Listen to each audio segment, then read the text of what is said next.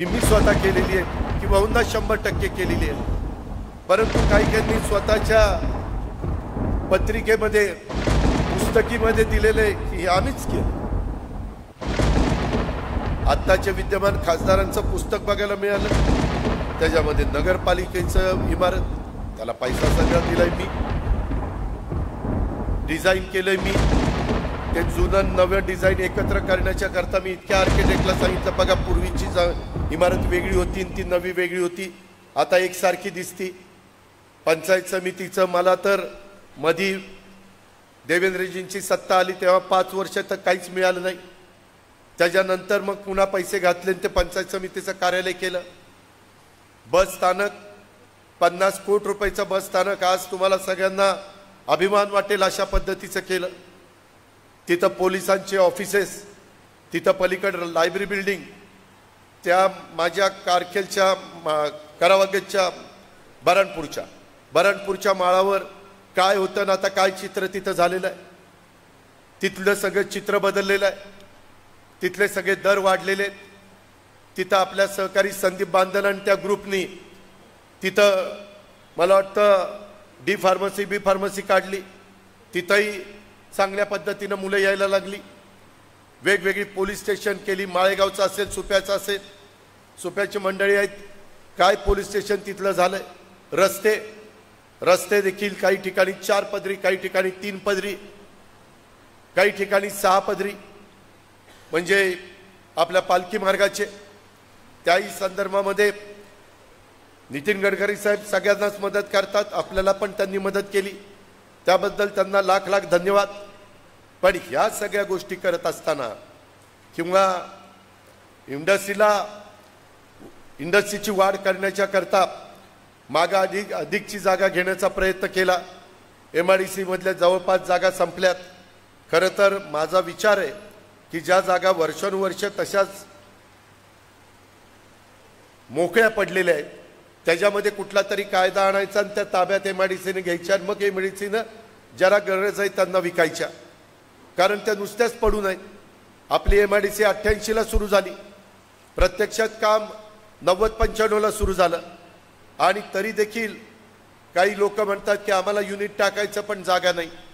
ही सगळी अवस्था आहे आणि या सगळ्या छोट्या मोठ्या गोष्टीमध्ये आपण सगळ्यांनी लक्ष दिलं, पर्यावरणाचा पण विचार केला, तरुणांच्या रोजगाराचा पण विचार केला। परवा आम्ही नमो रोजगार मिळावा तो लावला। त्या नमो रोजगार मिळाव्यात मित्रांनो, यामध्ये साधारण बऱ्याच मुलांना मुलींना नोकऱ्या मिळाव्यात ही अपेक्षा होती, परंतु 10,000 पेक्षा जास्त मुलींना नोकऱ्या मिळाल्या। 10,000 काही कमी आहे? काहींनी टीका केली, काय एवढा मोठा कार्यक्रम केला आणि 10,000 मुलांना मिळाल्या। अरे 10,000 कशाला म्हणतात? आपण कधी 1000 तरी दिल्या का? हे बरोबर नाही। खरं तर दानत असावी, जे चांगलं झालं ते चांगलं केलं म्हणायची, परंतु ही सगळी एकंदरीत अवस्था, बऱ्याचशा गोष्टी मी तर अलीकडच्या काळामध्ये, आता काही जण म्हणाले की जनाई, शिरसाई, पुरंदर, मित्रांनो तिन्ही बाबतीमध्ये मी बजेटमध्ये तरतूद केली। 58 कोटीची कामं आता पुरंदरची निघतायत। पुरंदरमध्ये पुढचे पाणी आणण्याच्या करता अनेक ठिकाणी तरडोली असेल, वाकी असेल किंवा वेगवेगळ्या प्रकारचे तलाव असतील, तिथं CSR मधनं बोरकरवाडी असेल, इथं वेगवेगळ्या प्रकारे CSR मधनं निधी आणला, वडाणे असेल, त्या पद्धतीचे कामं आपली चाललेली आहेत। त्याच्यामध्ये मी आता ते सोलरवर सगळं करणार आहे, जेणेकरून ते वीज बिलच यायला नको, त्याकरता पण यंदाच्या बजेटमध्ये आम्ही तरतूद केलेली आहे। यंदा महाराष्ट्र राज्य 8.5 लाख शेतकऱ्यांना सोलरवर शेतीपंप देण्याचा धडक कार्यक्रम हातामध्ये घेतला आहे। त्याच्यामध्ये आपल्याला पण डायरेक्ट इनडायरेक्ट फायदा होणार आहे। दिवसा लाईट मिळणार, रात्री लाईट नाही मिळणार, कारण सूर्य मावळलेला असेल, परंतु दिवसा माझा शेतकरी पाणी शेताला देईल, रात्री घरी जाईल आणि बायका मुलांच्या मध्ये त्या ठिकाणी राहील।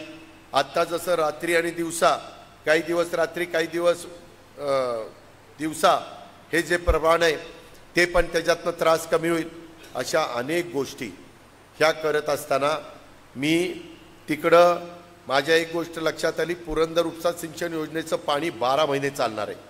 कारण पुणे आणि पिंपरी चिंचवड जे पाणी वापरतं जवळपास 20-22 TMC पुणे वापरतं आणि जवळपास 6-7 TMC 7-8 आपलं पिंपरी चिंचवड वापरतं. 30 TMC पाणी. 30 TMC पाणी म्हणजे किती पाणी माहिती का? आपलं वीर धरण आहे 9 TMCचं, 9 27. 3 वीर धरणं भरतील एवढं पाणी पुणे आणि त्याच्यापेक्षा थोडंसं जास्त तेवढं पाणी पुणे आणि पिंपरी चिंचवडकरांना द्यावं लागतं. मी असू तुम्ही असू कुणी असू तर द्यावंच लागेल, कारण माणसं तिथं राहतात. आणि म्हणून आम्ही आता मुळशीचं परवा देवेंद्रजी इंदापूरला बोलले की खडकवासल्याच्या करता मुळशीचं पाणी पुणेकरांना प्यायला द्यायचं आणि त्याच्यातनं पाण्याची बचत करून खडकवासल्यामध्ये वरसगाव, पानशेत, खडकवासला, टेमघरचं पाणी दौंड तालुका, बारामती तालुका, इंदापूर तालुका, हवेली तालुक्याला त्या ठिकाणी द्यायचं. तशाच पद्धतीनं काही सहकारी मित्रांनी काही वेगळ्या सूचना केल्यात, त्याहीबद्दल माझं काम सुरू झालेलं आहे. मी परवा सभेमध्ये देखील सांगितलं सासवडच्या की गुंजवणीची जे काम रेंगाळलेलं आहे ते करण्याच्या करता आम्ही तरतूद करू. उद्याच्या 11 तारखेला विजयराव शिवतेर यांनी माझी, एकनाथराव शिंदे साहेबांची आणि देवेंद्रजींची सभा घेतलेली आहे. त्या सभेमध्ये पण ते मागण्या करणार आहेत. त्या मागण्याच्या संदर्भामध्ये देखील आपण काय भूमिका आपली राहणार आहे ते सांगणार आहे. आपण शब्दांचे पक्के आहोत. मला काहीतरी करून मी आज तुम्हाला बारामतीकरांना सांगतो, त्या नाझऱ्यामध्ये पण मी पाणी आणणार आहे. माझ्या डोक्यात प्लॅन आहे. आणि ओव्हरफ्लोचं पाणी जे नदीला जातं आणि नदीवरून ते सगळ्या भागामध्ये म्हणजे खाली कर्नाटकाला जातं, ते पाणी गुंजवणीचं ओव्हरफ्लोचं पाणी पाईपलाईन पुढं करून पुरंदरपर्यंत येणारच आहे. जरा अजून पुढं करून नाझऱ्यात सोडायचं. नाझरं भरल्यानंतर माझे करा नदीचे बंधारे, ते सगळे बंधारे मी नवीन करायला घेतले. सगळे बंधारे नवीन करायला घेतले. बजेटमध्ये तरतूद झालेली आहे. पोपटच्या भाषेत ओके केलेलं आहे. त्याच्यामध्ये मी खालपर्यंत येतोय आणि बंधाऱ्यामध्ये तुम्हाला गेट टाकायची व्यवस्था करत नाही. त्याला वेगळी सिस्टीम आणलेली आहे. काय रे त्या अधिकाऱ्याचं नाव? रिटायर अधिकारी ना? हा, कपोले नाही रे, मारवाडी. हा, कोटेच्या का काहीतरी असं काहीतरी आहे. त्यांना पाहणी करायला लावली, त्याला प्लॅन एस्टिमेट तयार करायला लावलं, बजेटमध्ये तरतूद केली, ती तरतूद मंजूर करून घेतली. उद्याची आचारसंहिता संपली की काम सुरू होणार आहे. नदीचं पण व्यवस्थित काम करतो. जशी नीरा नदी, करा नदी माझ्या मेडतपासून मळदपर्यंतचं काम चाललंय तशा पद्धतीनं. तिथं तसं बांधकाम होणार नाही, पण तिथं मधली बेटाडं कुठं काही हे असेल वेडीवाकडी तर ती नीट करून खड्डे बिड्डे बुजवून अशा पद्धतीनं नदीचं पात्र वाटेल अशा पद्धतीनं ते करणार आहे. आणि त्याच्यातून केटीवेर भरून मग त्याच्यातनं पण पाण्याचा प्रश्न बऱ्याच अंशी त्या ठिकाणी सुटेल. आणि ओव्हरफ्लोच्या पाण्यात माझं तेवढंच आहे की ओव्हरफ्लोचं पाणी वीर धरणाचं 2 महिनेच वाहतं. कारण पहिले काही दिवस वीर धरण भरायला जातं, त्यावेळेस उजवा आणि डावा कालवा चालू असतो. त्याच्यातनं आपण शेततळी आणि तलाव भरून घेतो शेटफळचा, आणि मग ओव्हरफ्लो व्हायला लागतं. त्यावेळेसच मला ते पाणी उचलता येणार आहे. परंतु जास्त मोठे पंप टाकून त्याच्यावरच सोलर बसून म्हणजे लाईट बिल पण येता कामा नये. सोलरचं आत्ता बारामतीमध्ये देखील मी टाटा पॉवर का टाटा ट्रस्ट यांच्याकडनं 4 मेगावॅटच्या वीज निर्मितीला बारामतीकरांचं स्ट्रीट लाईटचं बिल येऊ नये, बारामतीकरांचं पंपाचं बिल येऊ नये, पाणी पुरवठ्या पंपाचं जी रिक्वायरमेंट आहे त्या 4 मेगावॉट आहे. मी त्यांना, ते पावडेंनी मला सांगितलं, मी त्यांना सांगितलं 4 मेगावॉट नको 5 करा, कारण उद्या 10-20 वर्षाची पण बारामतीचा विचार करू. आणि त्या पद्धतीचं काम आता त्या ठिकाणी सुरू होतं आहे. एवढा निधी त्या आपण बाबतीत आणतोय. आणि ह्याच्यात मी आता इतके दिवस केंद्राचा निधी आपल्याकडे येत नव्हता.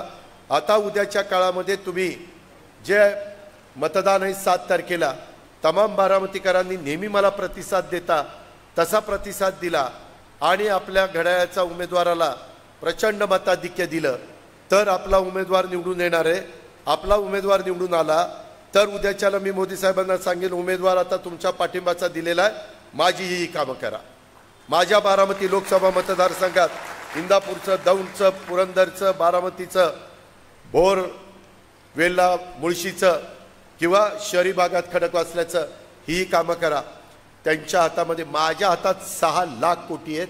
मी फक्त राज्याचा अर्थमंत्री आहे. शिवाजीराव, राज्याच्या अर्थमंत्र्याच्या हातात 6 लाख कोटी असतील तर केंद्राच्या हातामध्ये किती लाख कोटी असतील? त्याकरता हे सगळं करायचं आहे. ह्याच्यातनं विकास होणार आहे. ह्याच्यातून तुम्ही बघा, काही जण आणखीन सांगतील की बाबा हे बघा, ह्याच्या आधी कुणालाही, बारामतीकरांना सगळ्यांना माहिती आहे की फॉर्म भरल्यानंतर शेवटची सभा फक्त व्हायची. संजय, व्हायची की नाही? आता का सगळीकडे फिरावं लागतं? का ही वेळ आणली? आम्ही सांगत होतो ना, आम्ही करतोय. बरं, मी करू शकत नाही का?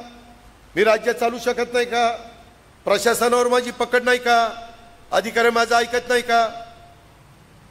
आज माझा प्रशासनावर नाही म्हटलं तरी पकड आहे, हे कुणी नाकारू शकत नाही.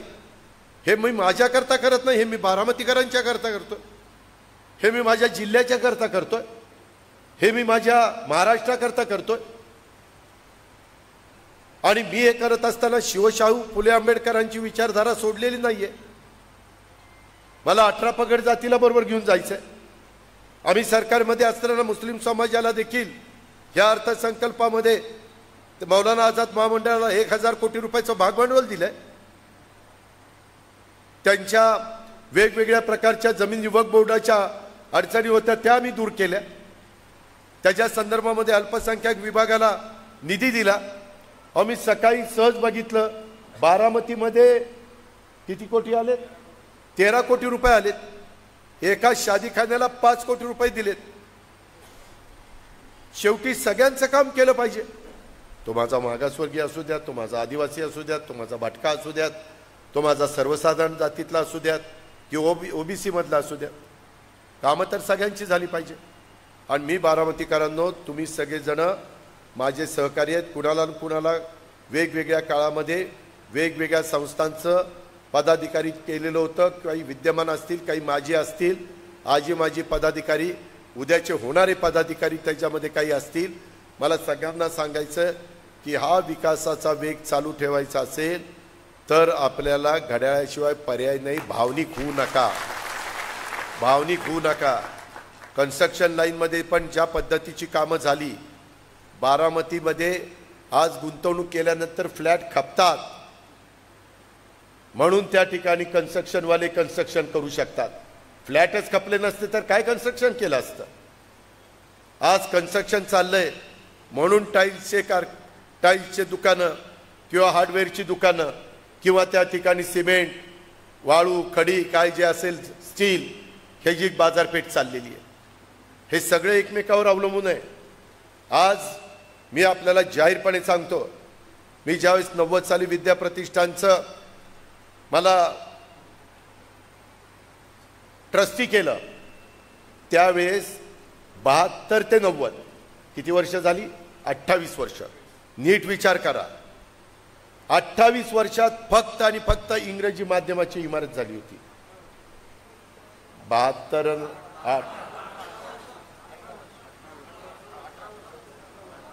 हा 90 मी 2000 धरलं.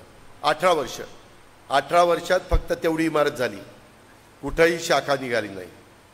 मी 90ला 91ला तुम्ही मला खासदार केलं. आणि का कुठं मला कुठलंही करायचं तर ते चांगलं झालं पाहिजे. उगीच करायचं म्हणून करायचं नाही. लोकांनी पण अभिमान वाटला पाहिजे, त्यांनी पाहुण्याला दाखवलं पाहिजे, बघ आमच्या बारामतीचं काम. अशा पद्धतीनं करायचं.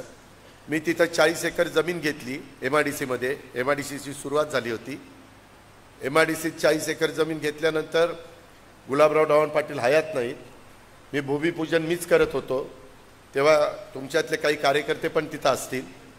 त्यावेळेस सर्व्हिस रोड नव्हता. काय माझ्या मनात आलं कुणास ठाऊक की आता इथं मोठा कॉम्प्लेक्स आपण करणार आहे तर सर्व्हिस रोड असावा. मी त्यावेळेसच्या प्रांताला आणि MIDCच्या अधिकाऱ्याला सांगितलं, आत्ता मी भूमिपूजन केलं तरी माझा भिगवण बारामती रोड आहे, त्याच्या पलीकड पण एक सर्व्हिस रोड टाका आणि इकडं पण ही एज्युकेशन इन्स्टिट्यूट आहे, इथं माझी मुलं मुली शाळेत जाये करणारे, गर्दी राहणारे, इकडेही एक सर्व्हिस रोड टाका. तेव्हा तो सर्व्हिस रोड टाकला. आणि नंतर आपण पंतप्रधानांना आणलं होतं तेव्हा ते सर्व्हिस रोड सगळे पूर्ण मी करून घेतले, झाडं लावून घेतली. तुम्ही सांगा, आपण ज्यावेळेस माझ्या हमाल मापाडी वंजारवाडीला आणि रुईला जायचे त्यावेळेस झाड तरी होतं काय रोडला? आज कसा रोड दिसतोय? शेवटी कुणाला तरी कष्ट घ्यावे लागतात, प्रयत्न करावे लागतात, तेव्हा त्या ठिकाणी हे सगळं उभं राहत असतं. आणि तिथं मग मी पहिलं आर्ट्स सायन्स कॉमर्स कॉलेज मंजूर करून घेतलं.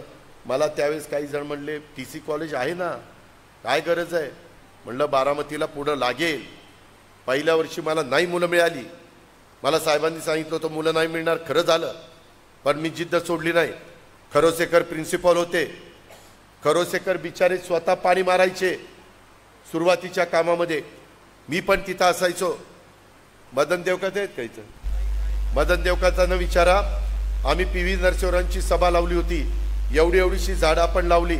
बऱ्याचशा ठिकाणी कटिंग केलं.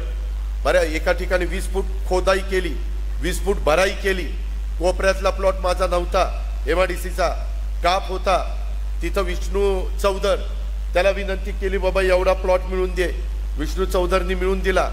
त्याच्याकरता विष्णू चौधरला मी ट्रस्ट सभासद केला तिथं, की बाबा मदत करतोय आपल्याला. अशा पद्धतीनं ते सगळं केलं आणि त्या इमारती बांधायला सुरुवात केली. मित्रांनो, आज तिथं 25,000 मुलं मुली शिकतात. आणि त्याच्यामुळं बारामतीमध्ये आर्थिक सुबत्ता आली.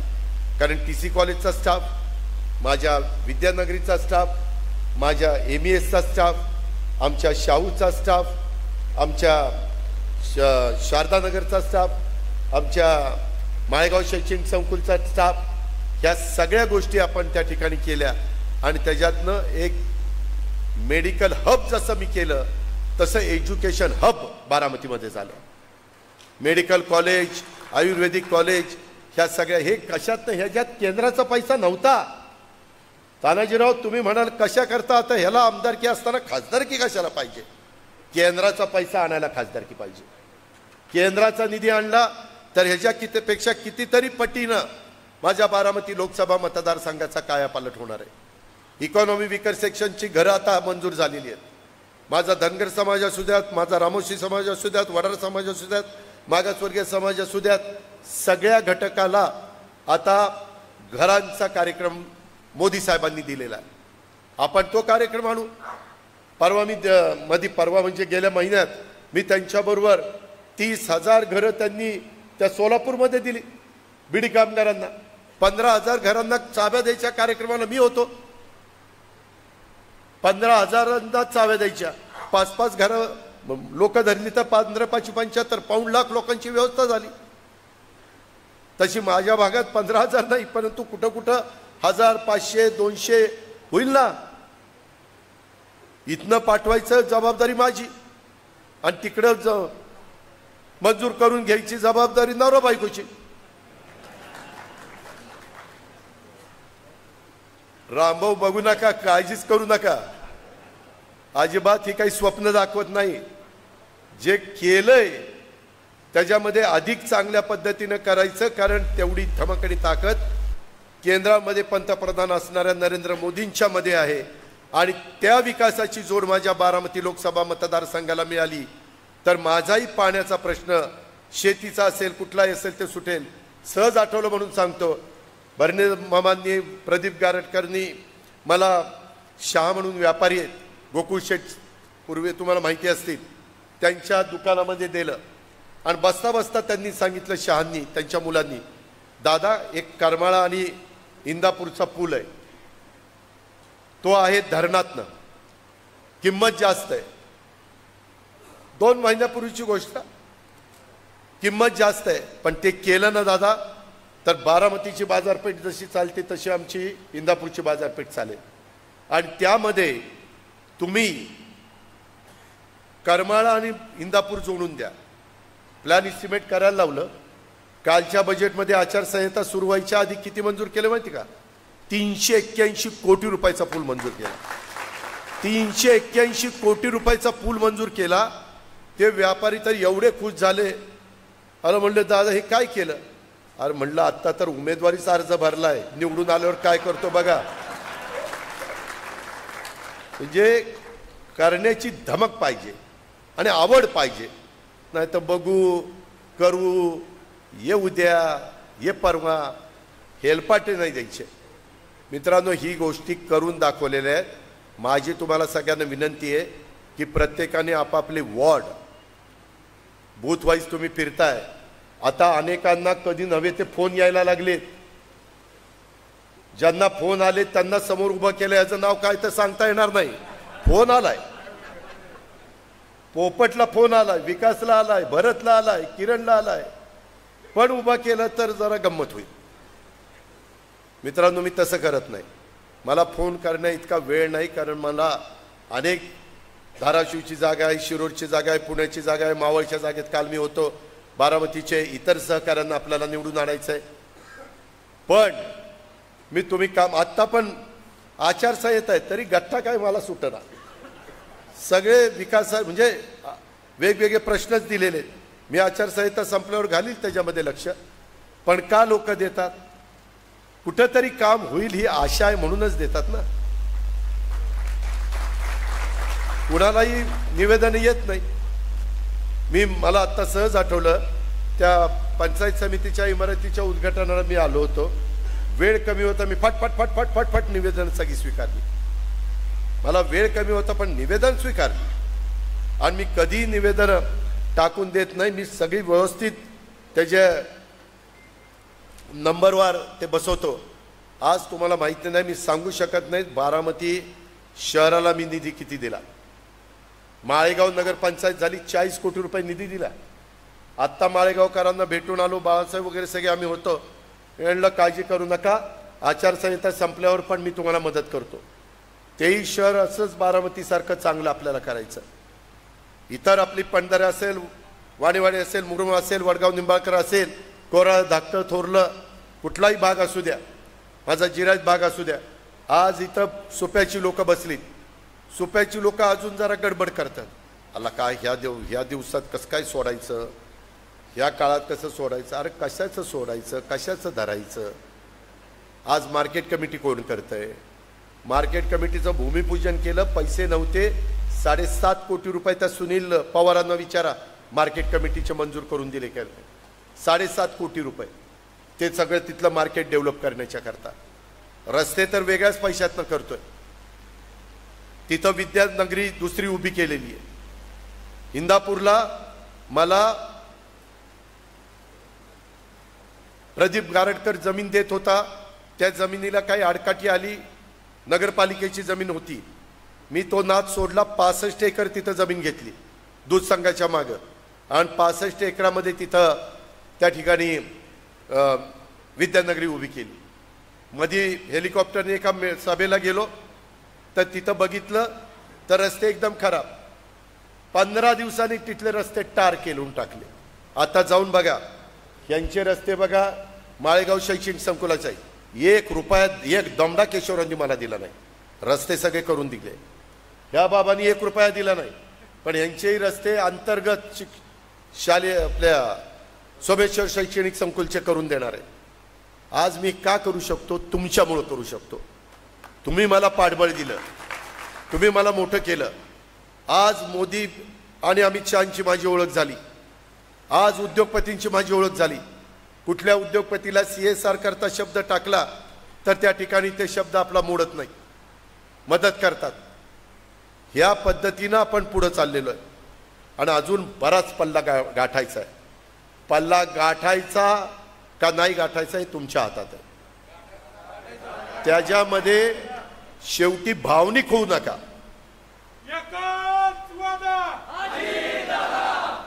ह्यामध्ये कृपा करून भावनिक होऊ नका. काही गावांच्या मध्ये जरा वेगळं चाललेलं आहे. काय रे करायचं, कसं रे करायचं, ह्या वयात कसं करायचं, तसं नाही. प्रत्येकाला भरभरून तुम्ही दिलेलं आहे. आता आपला कामाचे दिवस आहेत, आपले विकासाचे दिवस आहेत. कुणी काही सांगितलं की आम्ही करू, ते करूच शकत नाही. कारण केंद्र सरकार त्यांच्या हातातच नाही तर काय करू शकणार.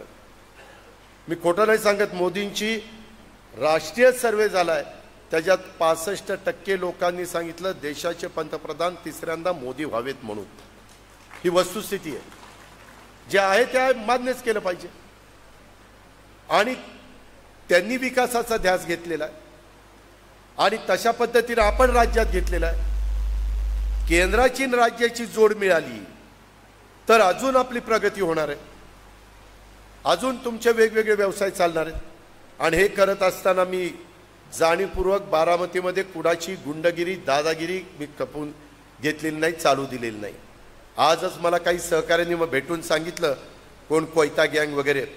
मी आता डिपार्टमेंटला सांगणार आहे ते सगळ्या कोयता गँगचा बंदोबस्त करा आणि त्यांच्यावर तडीपार आणि मोकाची कारवाई करा. अजिबात सोडायचं नाही. माझ्या बारामतीमध्ये राहत असणाऱ्या अल्पसंख्याक असू द्यात, संख्येने कमी असणारा समाज असू द्यात, त्याला सुरक्षितच वाटलं पाहिजे. त्याला आज अजिबात वाटता कामा नये की मला कुणी वाली नाही. ज्याला कुणी वाली नाही त्याला अजित पवार वाली आहे. ही गोष्ट तुम्ही लक्षामध्ये ठेवा. काय कशाचा? अरे वेड्या, तुझा खाजगी फ्लॅट आहे, माझ्याकडनं घेतला का फ्लॅट? हा, मग तू बिल्डरकडनं फ्लॅट घेतला, तुला कळायला पाहिजे होतं तो बिल्डर फ्लॅट द्यायच्या लायकीचा आहे का नाही. तू मला सल्ला विचारला असता ही बिल्डरकडनं फ्लॅट घेऊ का, तर मी सांगितलं असतं असल्याकडनं फ्लॅट घेऊ नको. हे काही उत्तर स्वतः आपण चुका करायच्या निसतात. मला तर अलीकडनं काय काही वसुली करायला लावतात की दादा आम्ही ह्याला माल दिलेला आहे ह्या अमक्या अमक्या कारखान्याला, त्याला जरा फोन करून सांगा आमचं बिल दिला. अरे माल देताना विचार करणं त्या कारखान्याची ऐपत आहे का पैसे द्यायची. त्याच्या संदर्भामध्ये ठीक आहे मी तुमचा लोकप्रतिनिधी आहे, पण घरगडी तर नाही ना. उद्या लोटायला लावाल, ही लोट इथं जरा साफसफाई कर. जे व्यवहारी असेल ते मला सांगा, तुम्हाला नंतर भेट, मी त्याच्या संदर्भामध्ये माहिती घेईल. कारण तू ज्यांच्याबद्दल तक्रार करतोय त्यालाही मला विचारावं लागेल. समजा राजेंद्रबद्दल तक्रार, राजेंद्र तुझ्याबद्दल ही तक्रार आहे, तुझं काय म्हणणं आहे? वैजनाथ तुझं काय म्हणणं आहे? लालासाहेब तुझं काय म्हणणं आहे? लक्ष्मण तुझं काय? मला म्हणावं लागेल ना. एकतर्फी ऐकून हे जर खरंच आहे असं मानलं तर काय सगळं आबादी आबादच होईल. तरी देखील तू मला भेट, मी उद्या सकाळी पण घरी अर्ली मॉर्निंग, आणि त्या पद्धतीनं त्याच्यामध्ये मी लक्ष घालीन. मित्रांनो, ह्या प्रकारे आपण पुढं जाऊया. मी पुन्हा पुन्हा सांगतो, भावनिक होऊ नका. अजून राहिलेल्याही काही काळामध्ये वेगवेगळ्या गावात माझं आपल्याला सगळ्यांना सांगणं आहे, शहरामध्ये राहत असणाऱ्यांनी आपापले वॉर्ड बघा, वॉर्डच्या बाहेर जाऊ नका. गावोगावच्या लोकांनी आपलं गावच सांभाळा. उगेच आम्ही सोप्याचा निघालो कुठलं तर कारखेलला, आणि कारखेलच्यानी सुटायचं कुठं रे? सिद्धेश्वर निंबोडीला चाललोय. काय गटूड आहे तिथं? तिथं आहे ना बाकीची पोपटराव आहेत, बाकीची आहेत, ही करतील ना काम. त्याच्यामुळं आपापल्या भागातच थांबा. वाणेवाडीकरांनी तिथंच थांबा, पोपटराव ज्यांनी मुरुमवाल्यांनी तिथंच थांबा. अजून कोण जरा वेगळं काम करत असेल तर समजून सांगा, बाबा रे ज्या त्या वेळेस जे ते काम करू शकतील अशांना निवडून द्यायचं असतं. कधी काही बाका प्रसंग येतो त्याला त्या ठिकाणी विचारपूर्वक तोंड द्यावं लागतं. त्याच्या संदर्भामध्ये वेगवेगळ्या भागात अजून काही जण, कधी माझ्या निवडणुकीत कधी माझी भावंड फिरली नाही राव, आता गर्रा गर्रा गर्रा फिरायला लागली, पायाला भिंगरी बांधल्यासारखं. अरे तुमचा भाऊ होता तेव्हा तुम्हाला फिरावंसं नाही रे वाटलं, आणि आता उद्याच्याला मतदान झाल्यावर परत फिरायला जाणार आहे तुम्ही? तिथं परत अजित पवार आणि अजित पवारचेच कार्यकर्ते, दुसरं कुणी येणार नाही. हे नुसतं आउटघाटकेच आहे.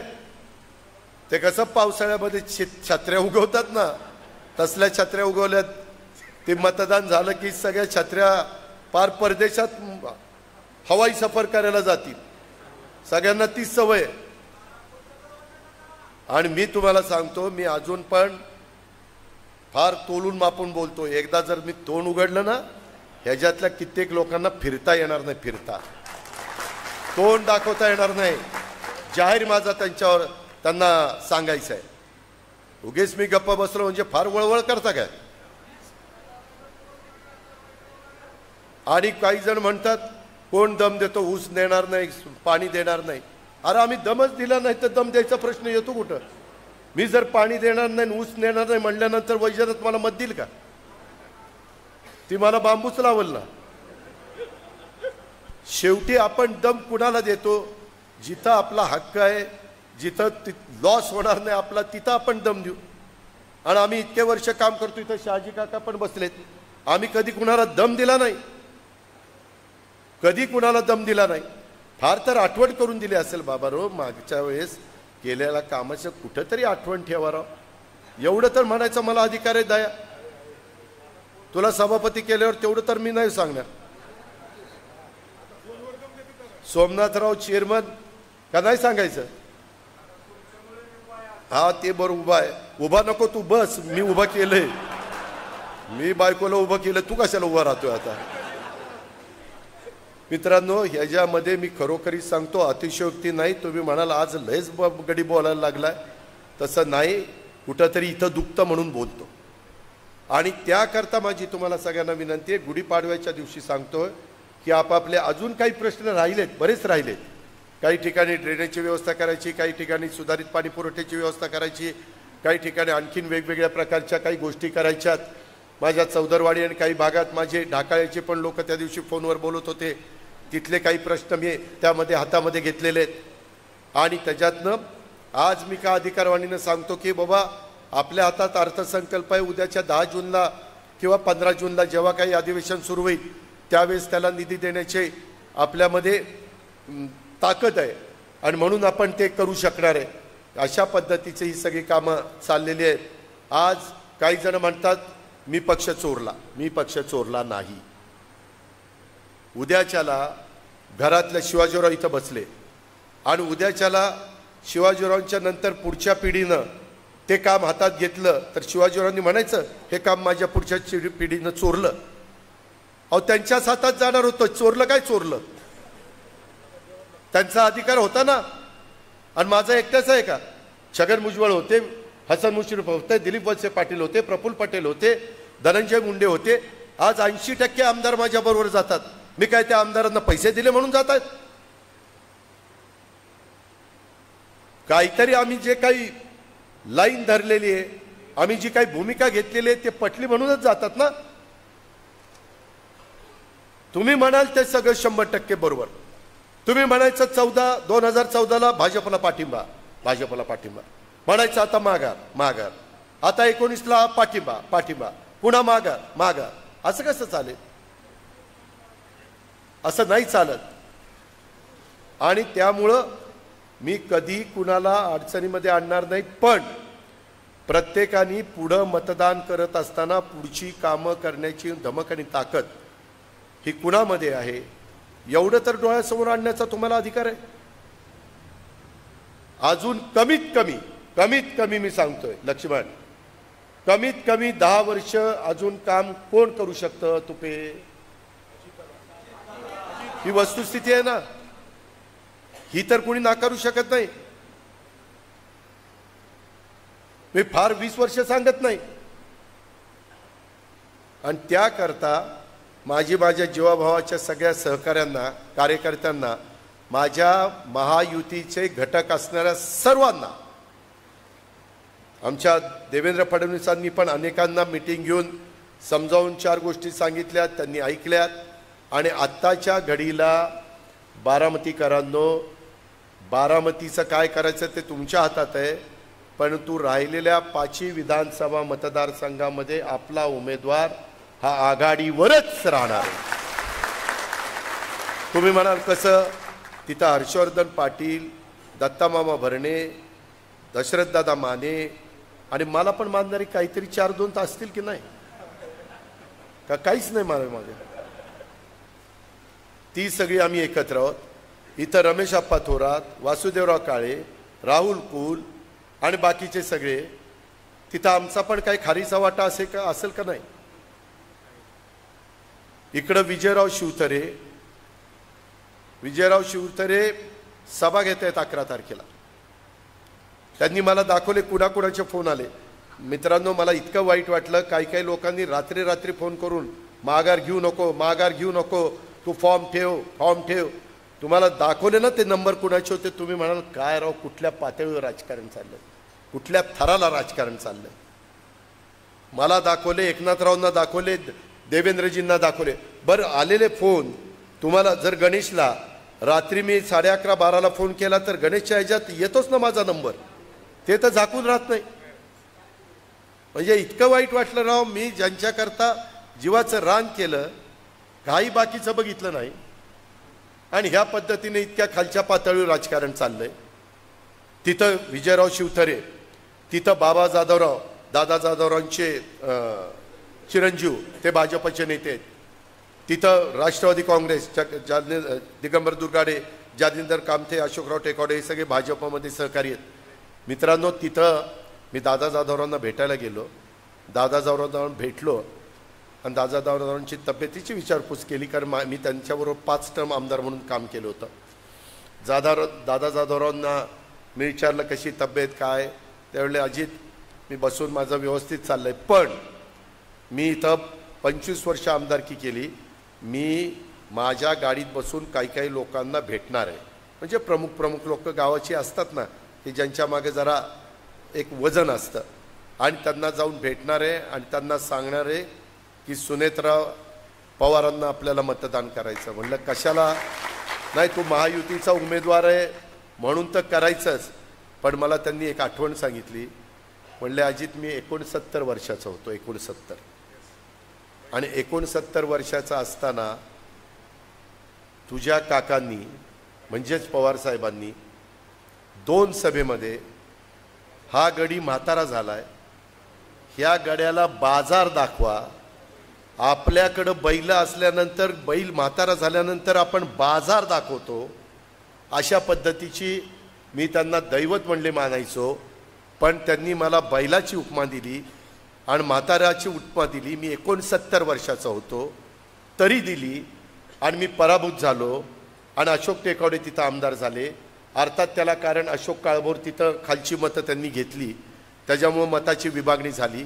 मीच अशोकराव टेकावड्यांना उमेदवारी दिलेली होती, आपल्या शिवाजीराव अण्णांचे जावई, ही वस्तुस्थिती. ते म्हणले अजित मला काय रे वाटलं असेल, बाजार दाखवा, बैल. म्हणजे प्रत्येकाने आत्मपरीक्षण केलं पाहिजे. राजेंद्र ढवाण पाटील, की मी पण बोलताना एवढा तोलून मापून बोलतो की पुढं काही वर्षांनी ते बोलणं माझ्या पण अंगलट यायला नको, आणि निव्वळ ते म्हणजे मनातली खंत त्यांनी बोलून दाखवली. बरोबर नाही हे सगळं. मित्रांनो, ह्या पद्धतीचं राजकारण सांगायचं म्हटलं तर दिवस पुरणार नाही.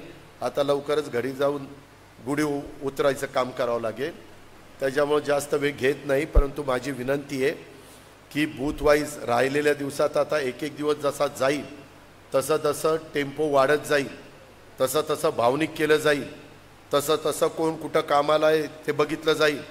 मला आत्ता काही गावातले लोक सांगत होती आम्ही कृषी विज्ञान केंद्रावर कामाला आहे, आम्ही इतक्या ट्रस्टवर कामाला आहे, आम्ही इकडं कामाला आहे. त्याच्यामध्ये असं कुठं कामाला असलेल्यांना दम देऊन चालत नाही. अशा पद्धतीनं मतं कधी बारामतीकरांनी मागितलेली नव्हती. बारामतीमध्ये मतं मागण्याची एक काहीतरी लेवल होती, आणि ती लेवल आज सोडायला लागलेले, आणि त्याच्यातनं कुणाकुणाला भावनिक केलं जातंय, त्याच्यातनं काही त्या ठिकाणी सांगितलं जातंय. नुसतं पार्लमेंटमध्ये भाषणं करून माझ्या बारामती लोकसभा मतदारसंघाचे प्रश्न सुटत नाही. हा अजित पवार पण भाषणाच्या बाबतीमध्ये मेहता नंबर 1चा आहे. माझा पण एकदा जर लागली पट्टी तर मी पण भाषणं करतो, पण मी भाषणही करतो आणि मी कामही करतो. मी विकासाला निधी पण आणतो, आणि मी एखादं काम वाजून त्या ठिकाणी करून घेतो आणि लोकांना रिझल्ट देतो. आजही मला माहिती आहे, मी काम करत असताना काही माझ्या जवळच्या सहकाऱ्यांच्यावर काही जण नाराज आहेत, काही पुढाऱ्यांच्यावर काही जण नाराज आहेत, काही जण माळेगावमध्ये भरती झाली त्याच्यामध्ये काही गावं भरतीमध्ये राहून गेलेली आहेत ती लोक नाराज आहेत. उदाहरणार्थ कुर्णेवाडी असेल, ढाकाळा असेल, का माझं करावागज असेल, अशा पद्धतीनं काही आहे, नाही असं नाही. तुम्ही माझ्यावर विश्वास ठेवा, त्याच्यातनं मी मार्ग काढील, त्याबद्दल आपण काळजी करू नका. पण ह्या सगळ्या गोष्टी करत असताना माझ्याबरोबर काम करणारा एखादा चुकला म्हणून त्याचा दंड मला किंवा उमेदवाराला देऊ नका. ते आपण दुरुस्त करू. तुम्ही लक्षात आणून द्या, काही काही ठिकाणी असतं, गटतट असतात, थोडंसं उजवं डावं असतं, काही काही बाबतीमध्ये गावातच थोडंसं ह्याला जवळ करायचं त्याला लांब करायचं, असं माझ्या शहरामध्ये पण झालं असेल, माझ्या ग्रामीण भागामध्ये पण झालं असेल, माझ्या बागायती भागात झालं असेल, माझ्या जिरायत भागात झालं असेल. आज टँकरची प्रचंड मागणी आहे, त्याकरताही आम्ही टँकर देतो. आज मला दूध संघाचा चेअरमन आलेला होता, तो मला म्हणला की दादा असं असं करावं लागेल. मी म्हणलं वो जावा करा. ह्या सगळ्या गोष्टी आपणच करणार आहोत. आणि त्याच करत असताना माझ्या सुपा परगणा परिसरातल्या लोकांना विनंती आहे, काही काही जर अजून थोडंसं कसं रे काय रे असं कसं होईल, असं कसं काही होत नाही, आपण सगळं नीट करणार आहोत. अजिबात कुठं आंबीवाल्यांनी पण भावनिक व्हायचं काही कारण नाही, खुर्द असो किंवा माझी बुद्रुक असो. आणि पाण्याच्या संदर्भात मी फार वेगळ्या पद्धतीनं, आता काय झालंय, 7-7 वेळेला तुम्ही मला निवडून दिल्यामुळं त्यातला इतके बारकावे माझ्या लक्षात आलेत आणि त्याला कुठनं कशा प्रकारचा निधी आणायचा हे पण मला अतिशय व्यवस्थितपणे समजलेलं आहे. त्याकरता केंद्राचा निधी पण खूप मोठा असतो आणि त्याच्यातून आपल्या आया बहिणी असतील, आपले तरुण तरुणी असतील, आपले वेगवेगळे उद्योजक असतील किंवा आपले नोकरदार असतील, आपला शेतकरी समाज असेल, आपला 18 पगड जातीचा सगळा समाज असेल, याला आपल्याला सगळ्यांना मदत करायची. आपल्यामुळं आता नीरा नदीत देखील पाणी मी कशा पद्धतीनं केलं ते मला माहिती आहे. प्रतापचा परवाच फोन आला होता, दादा खांड्याचं पाणी काळं झालंय. कुठे प्रताप?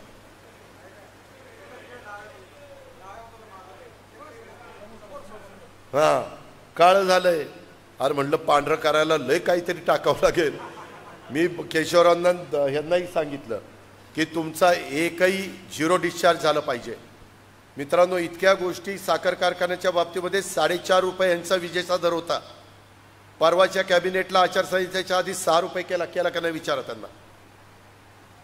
जरी रोज तुम्हाला भेटत नसलो तर तिथं बसून दुधाचे दर पडले, 5 रुपये लिटरला दुधाचे दर त्या ठिकाणी वाढून दिले. काहींना अजून पैसे मिळाले नाही, ते काहीतरी भरायला ऑनलाईन वगैरे त्रास होतोय, तो त्या हां त्याच्यात थोडा वेळ लागतोय. त्याच्यातनं मार्ग काढू, आचारसंहिता संपल्यावर मार्ग काढील. पण ह्या प्रकारे आता कांदा निर्यातीलाही परवानगी दिली. धान उत्पादक शेतकऱ्याला बोनस दिला. माझ्या सोयाबीन उत्पादक शेतकऱ्याला त्या ठिकाणी बोनस देण्याच्या बद्दलचा निर्णय घेतलेला आहे, मदत करण्याचा. जो माझा शेतकरी अडचणीत येईल तिथं कशा पद्धतीनं मार्ग काढता येईल, 0% व्याजाने पीक कर्ज किंवा त्या ठिकाणी 1 रुपयामध्ये त्यांचा पीक विमा, अशा कितीतरी गोष्टी मला तुम्हाला सांगता येतील. आणि तशाच पद्धतीनं किमान 2, आता पूर्वीच्या काळामध्ये तुम्हाला 1.5 लाख रुपयाच्या शस्त्रक्रिया करता येत होत्या, आता त्या 5 लाख केल्या. त्याच्यामुळं पोपटराव 2 खर्चिक शस्त्रक्रिया गरिबांच्या मोफत होत आहेत.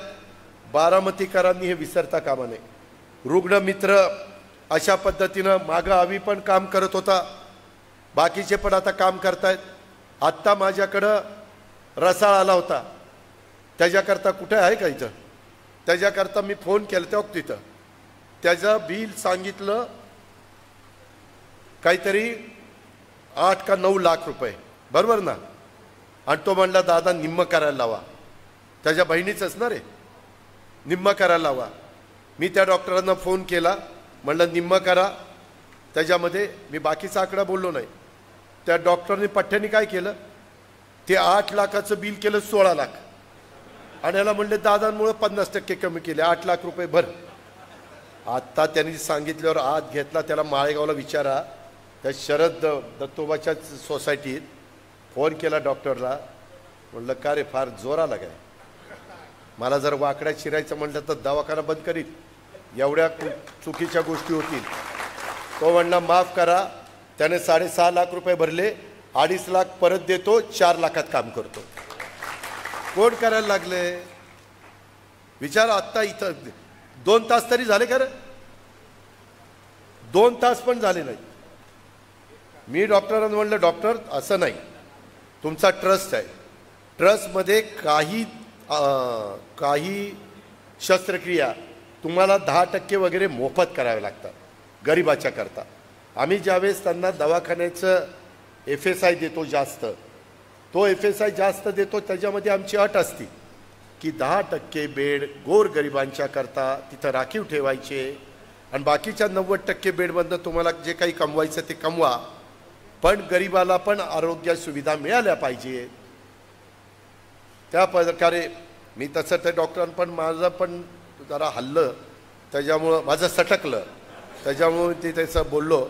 परंतु मी नंतर पुढच्या वेळेस सांगेल त्यांना की डॉक्टर असं करू नका तुम्ही, आम्ही सांगतोय, आम्हाला वाटतं की आमचं तुम्ही बिल निम्म कमी केलं आणि पुन्हा त्याच्याच दुप्पट बिल करायचं आणि आम्हाला भासवायचं निम्म केलं ना, हे असं आम्हाला, ते मी तसं म्हणणार नाही, चुत्या बनवण्याचा प्रयत्न करू नका म्हणून. पण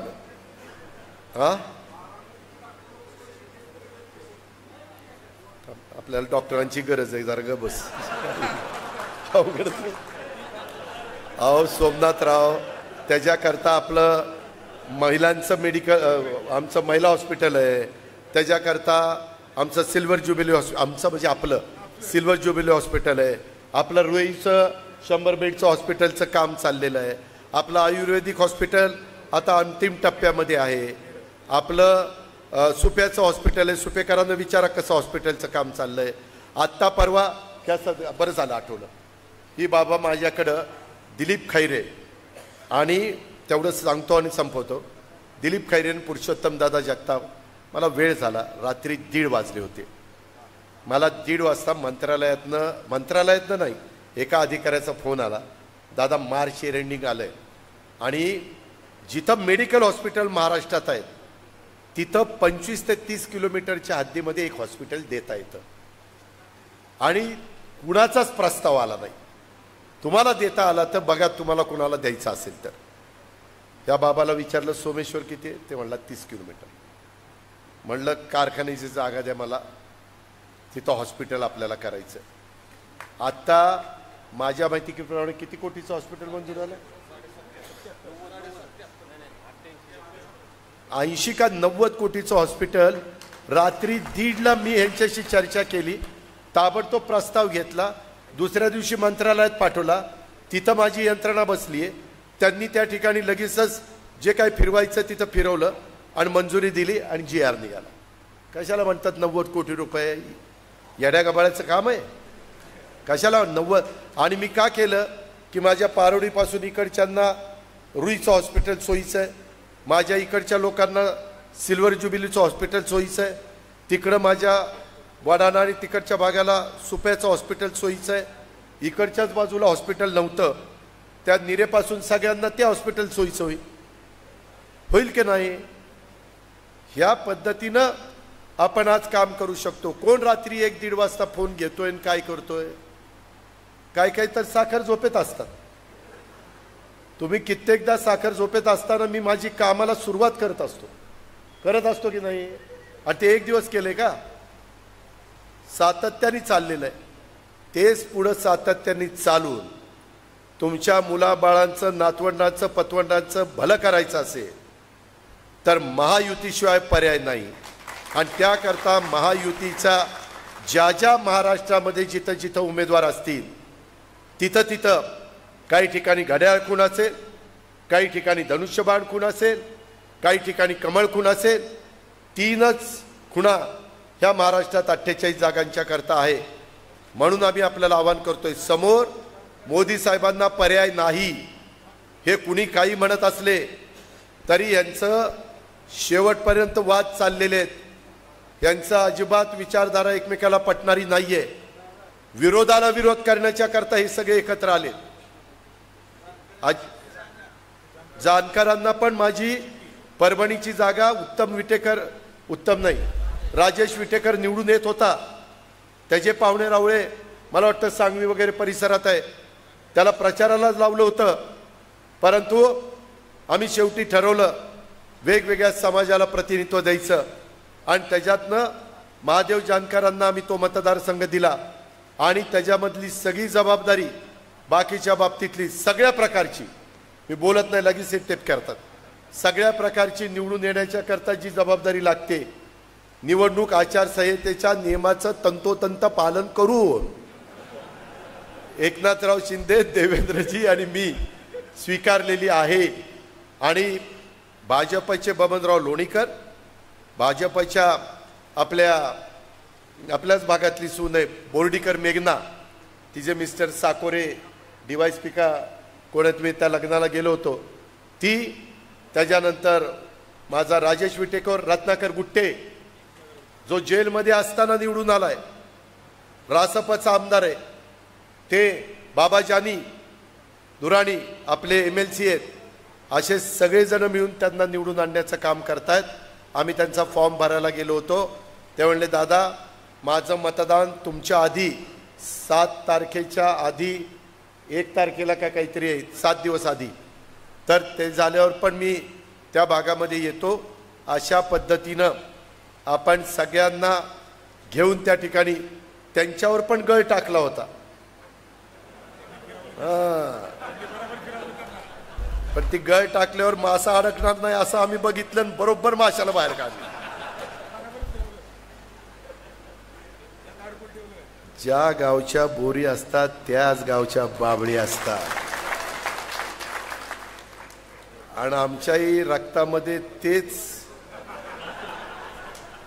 काय आलेले, जीन्स आलेले, त्याच्यामुळं हे आपण खूप काही करू। आता 5 वाजले राव, लय झाला, 4:30 वाजले, तर माझी तुम्हाला विनंती आहे, मला घनवट आलेले होते त्याच्यामध्ये सगळ्यांनी हात टेकल्या, ती वाईन जाण्याच्या करता, सॉरी बेंगलोर द्राक्ष जाण्याच्या करता, मी त्याच्यामध्ये त्या सुला वाईनवाल्याला बोलून घेतलं, त्यांना म्हणलं तुम्ही महाराष्ट्रात व्यवसाय करताय, आमचं तुम्ही ऐकायचं आणि आमच्या भागातली 1700 ते 2000 टन द्राक्ष घ्यायची त्यांनी घेतली, त्यामुळे द्राक्षवाले वाचले।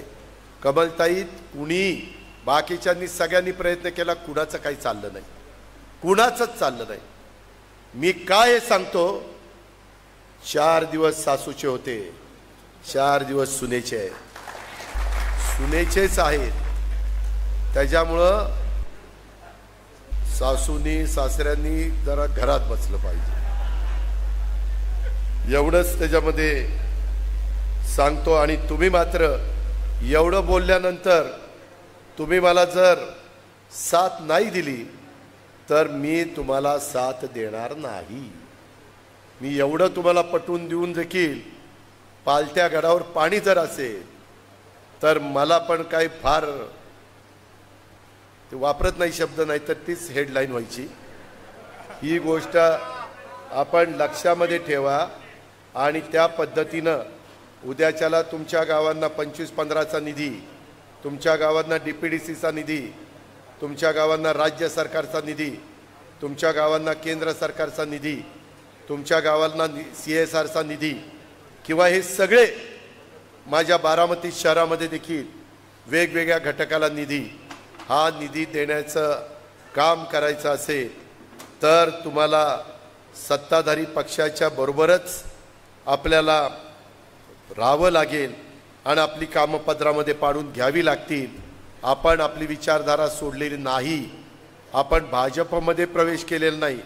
भाजप वेगळा पक्ष आहे, राष्ट्रवादी वेगळा आहे, शिवसेना वेगळा आहे, रासप वेगळा आहे, RPI आठवले साहेबांचा वेगळा आहे, RPI खरातांचा वेगळा आहे, RPI कांबळ्यांचा वेगळा आहे, RPI कवाड्यांचा वेगळा आहे, अशा अनेकांची मी नावं घेऊ शकतो। असे वेगवेगळे पक्ष, सदाशिवराव खोतांचा वेगळा आहे, अशा सगळ्यांची नावं मी आपल्याला सांगू शकतो। आणि त्याच्यामुळं आज विकासाकरता, देशाचं भलं होण्याकरता, देश प्रगतीपथावर जाण्याच्या करता आणि जगात देशाची अर्थव्यवस्था तिसरी होण्याकरता, हे सांगतायत ना घटना बदलणार साफ चुकीचं आहे, ते सांगतात ना संविधान बदलणार साफ चुकीचं आहे। कुणी संविधान बदलू शकत नाही, कुणी घटना वेळोवेळी बदलली. मित्रांनो, तुम्हाला किती लोकांना माहिती आहे आजपर्यंत आपल्या डॉक्टर बाबासाहेब आंबेडकरांनी दिलेली घटना 105 ते 6 वेळेला तिथं त्याच्यामध्ये अमेंडमेंट करण्यात आलेली आहे. अमेंडमेंट करावी लागती. मी आत्ता माझ्याकडं वेळ नाही, नाहीतर मी तुम्हाला सांगितलं असतं. इंदिराजींच्या काळात 21 वेळा अमेंडमेंट करण्यात आली. आपल्या लाल बहादूर शास्त्री 2 वर्षच पंतप्रधान होते, 3 वेळा अमेंडमेंट केली. पंडित जवाहरलाल नेहरूंच्या काळात 16-17 वेळा अमेंडमेंट झाली. PV नरसिंहरावांच्या काळात झाली, मनमोहन सिंगांच्या काळात झाली, वाजपेयींच्या काळात झाली, राजीव गांधींच्या काळात झाली. आणि जे काही केली त्याच्यात महिलांनो जी अमेंडमेंट मोदी साहेबांच्या काळात झाली, एकदा मागास आयोगाचं स्थापना करण्याकरता झाली. मागास आयोग स्थापन करणं तर बरोबरच आहे, त्याकरता झाली. आत्ता एकदा शेवटी तुम्हाला पुढच्या निवडणुकीला 33% आमदारकीच्या आणि खासदारकीच्या जागा द्यायला झाली. इतर जागांना धक्का नाही. 288 आमदार जाणारच, त्याच्यात पुरुष स्त्री काही जायच्या ते जातील, परंतु त्याच्यात 1/3 स्त्रिया जाणार आहेत. आणि पार्लमेंटमध्ये पण 543 मध्ये 1/3 स्त्रिया जाणार आहेत 29ला. त्याकरता ती अमेंडमेंट केली. एकदा केली 317वा कलम हटवायला. काय चुकीचं केलं? जर इथं महाराष्ट्रातल्या कुठल्याही देशातल्या माणसाला जमीन घेता येते तर जम्मू काश्मीरची पण जमीन देशातल्या कुठल्याही माणसाला घेता आली पाहिजे. आम्ही घेतली ना. महाराष्ट्र शासनाने आता पेपरला वाचला असेल, महाराष्ट्र भवन बांधण्याच्या करता जमीन घेतली का? तर माझा महाराष्ट्रातला कोणी माणूस तिथं गेला देवदर्शनाला किंवा पर्यटनाला तर त्याला एक हक्काचं निवास असावं म्हणून आम्ही तिथं महाराष्ट्र सदन बांधतोय. जे दिल्लीला आहे तिथं आता अयोध्येला पण एक जमीन घेतली. जर तिथल्या दर्शनाच्या करता कोणी गेलं तर, आणि उद्याच्याला ह्या पद्धतीनं जमीन घेत असताना इतरांची पण महत्त्वाची तीर्थस्थळं आहेत किंवा आपला भाव आपण मोठ्या प्रमाणावर दर्शनाच्या करता जातो तिथंही आपण करू, त्याच्यामध्ये काही अडचण नाही. शेवटी सगळ्यांची व्यवस्था झाली पाहिजे. आणि म्हणून ते मागासवर्गीयांना थोडंसं चलबिचल करण्याकरता काय सांगतात? संविधान बदलणार. संविधान मी तर सांगितलंय महाराष्ट्रामध्ये सभा घेताना, सूर्य आणि चंद्र आहे तोपर्यंत कोणी मायेचा लाल संविधान बदलू शकत नाही. एवढं आपलं संविधान उत्तम आहे, उत्तम. आता नवीनच काय काढलंय? ही शेवटची निवडणूक. अरे कशी शेवटची निवडणूक? काही बोलता? एवढा मोठा 140 कोटीचा समाज गप्प बसणार आहे? काही आता मोदी साहेबांच्या विरोधात विकासाच्या बद्दल बोलायला काहीच राहिलं नाही ना. ह्यांनी विकास केला नाही. जसं बारामतीमध्ये तुम्ही मला अजित पवार तू विकास केला नाही असं नंदू मोरे सांगू शकतात का? नाही सांगू शकत, कारण मी केला. तसं आज देशामध्ये त्यांनी विकास केला ना. तशा पद्धतीनं आज मुद्दा राहिला नाही. म्हणून कुठंतरी माझ्या अल्पसंख्याकांना वेगळंच काहीतरी सांगायचं. ते CA आणले, त्याच्यात तुम्हाला सगळ्यांना बाहेर काढणारे भारताच्या 25 कोटी मुसलमानांना कोणी बाहेर काढू शकतं? काही सांगायचं, काही सांगायचं. माझी त्याही बांधवांना विनंती आहे, तुम्ही त्या ठिकाणी काळजी करू नका. त्याच्यामध्ये काही जण कित्येक वर्ष इफ्तार पार्टीला आले नाही, परंतु आता गेले इफ्तार पार्टीला. म्हणजे आता सगळ्याच गोष्टी सगळ्यांना आठवायला लागल्यात. कोण कोण कुठं कुठं जातंय, काय जातंय. ठीक आहे, मी कामाचा माणूस असल्यामुळे सगळ्या ठिकाणी येऊ शकत नाही बाबूराव. त्याच्यामध्ये तुम्हाला मी सांगतो, मी जेवढा वेळ देता येईल तेवढा बाबूराव देणार. शेवटी तुम्ही मतदारांना त्यांचा मान सन्मान दिला पाहिजे. त्याबद्दल दुमत असायचं काही कारण नाही. त्यांच्या पुढं नमस्कार करून मतं मागितली पाहिजे. पण आता तुम्हालाही बरंच काम आपापल्या गावात करायचंय. मळद असू द्या, कटफळ असू द्या, होळ असू द्या, आटफाटा असू द्या, माझं मुरुम असू द्या, आमचं वडगाव निंबाळकर असू द्या. वडगाव निंबाळकरांची तर काही लेखच आहे, त्याच्यामुळे काही प्रश्नच नाही. ह्या सगळ्या गोष्टी त्या बाबतीमध्ये आहे. आणि म्हणून माझी आपल्याला सगळ्यांना विनंती आहे की बूथ वाईज जी जी जबाबदारी आणि कृपा करून दुटप्पेपणा करू नका. इकडं दादाला भेटायचं काय आता त्याच्या पुढं काही चालत नाही, पण आम्ही तुमचंच हे असलं काही नको. तुमचं तर तुमचं तिकडंच जावा आणि माझ्याकडे थांबायचं असेल तर माझ्याकडे थांबा. आपलं काही नाही त्यामध्ये. एक आहे हे जे काही चाललेलं आहे त्याच्यात भर घालायची म्हटलं तर घड्याळ घड्याळ घड्याळ एवढंच लक्षात ठेवा. जय हिंद, जय महाराष्ट्र.